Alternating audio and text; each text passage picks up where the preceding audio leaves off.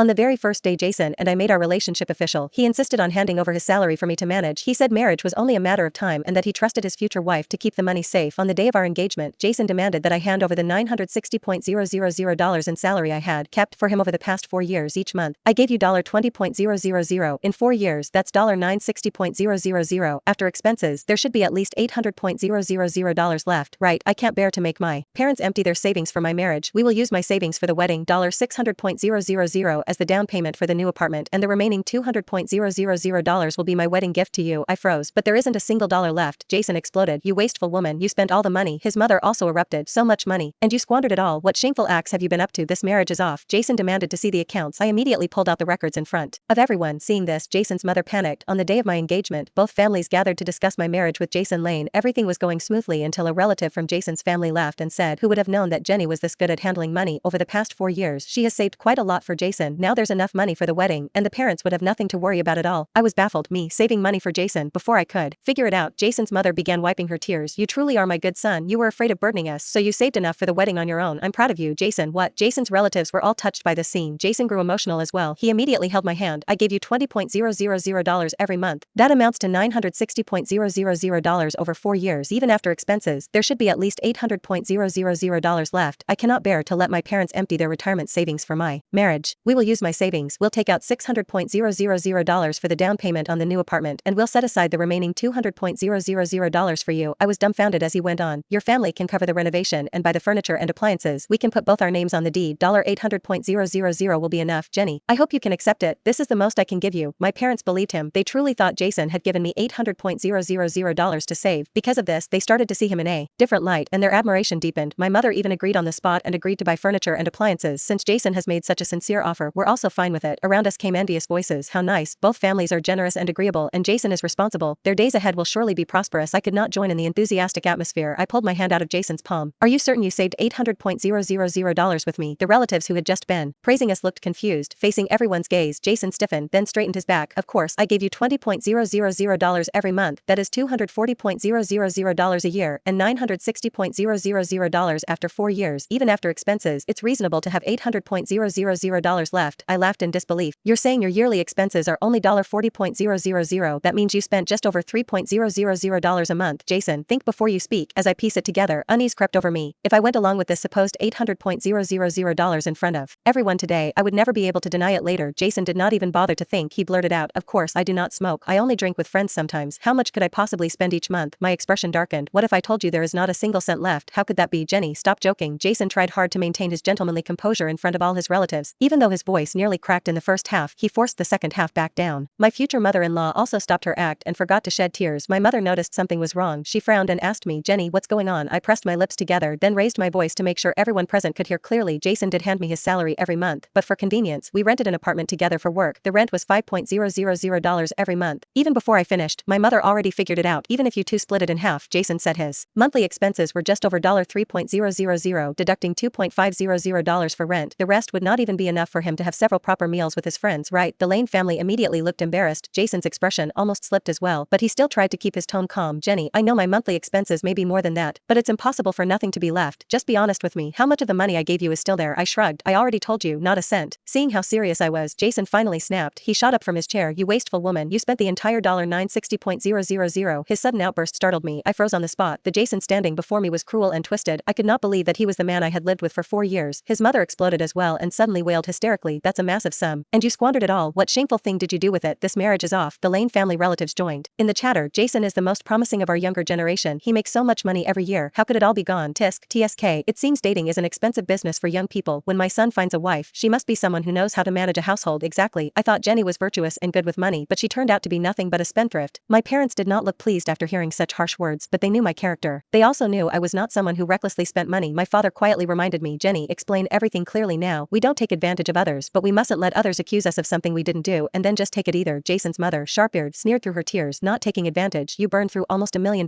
in 4 years. Your daughter lived in comfort with Jason. So how could you say she suffered?" My mother, being a woman of dignity, could not stoop to that kind of bickering. Her face flushed red with anger. "Jenny, accounts must be settled properly. You should know this principle. Do not let them smear you. Since everyone is here today, we will settle it right here in the open." Settle it? Of course, it had to be settled. The Lane family relatives craned their necks, eager for a spectacle. How could I not give them exactly what they wanted? I pointed at Jason's suit. "The suit you are wearing costs $5,000. $1.000. The shirt underneath was $1.200. The leather shoes on your feet were $3.000. Even your tie was more than $800. You have at least 40 sets of similar outfits in your closet. At once, murmurs of calculation spread around the room. Some people even pulled out their phones and started using their calculators. The conclusion came quickly. Good heavens, just a few outfits add up to more than $400.000. Jason had not realized that he had been spending so heavily. His confidence faltered, and his parents were stunned as well. After a long pause, Jason forced out a line. Some of those were birthday gifts from you. You cannot seriously count those against me, can you? You were using my money to buy me gifts. I cannot believe you would think that way. I barked out an angry, sharp laugh. When did I ever say I would count those against you? I had been a fool and allowed myself to spend too much on him. My gaze shifted to his wrist. That watch. I had given it to him that year for his birthday. I had told him it only cost tens of thousands, but in truth, it was six figures. Until that day, my relationship with Jason had been fine. He sometimes acted like a nobody who thought he had become somebody, flaunting himself and caring too much about appearances. However, he did not have major flaws and treated me decently. When it came to food, clothing, housing, and travel, we were compatible, our tastes matched, and unlike other men from rural families who were stingy, he was excessively generous. What I had not expected was that his generosity came from the fact that I was safeguarding his salary. Spending it felt like dipping into an endless vault. Once the flashy disguise was torn away, our 4 years together turned out to be unbearably hollow. Just to protect his pride and his vanity, I had not even dared to tell him the truth about my real income and family background. He said his monthly salary was $20.000, so I claimed mine was $15.000. In hindsight, it was utterly foolish of me. Noticing my gaze, he quickly pulled down his sleeve to cover the watch. That was also a birthday gift from you. You are not going to count that in two, are you? Disgust welled up inside me. I know, I never intended to add everything in. I just want to ask you one last time. Do you still insist on continuing this calculation? Will you admit you never saved any money with me? Jason grew irritable. Of course we'll continue, even if half of these outfits were paid with my own money. That is only a little over $200.000. These expenses were all necessary for work. If you claim there is nothing left, then where did it all go? I want to see what other big expenses you think you can name besides these. I said fine 3 times in a row, then pulled out my phone and opened my accounting app. Here are our household expenses. Rent is $5.000. Utilities, gas, tissues, and other household items cost $1.000 a month. During summers, electricity is much higher, so we need to add another $1.000 each month. Besides that, you do not cook, and I do not have time to cook either. For breakfast and lunch, we always eat outside or at our offices. Dinner is always takeout or dining out.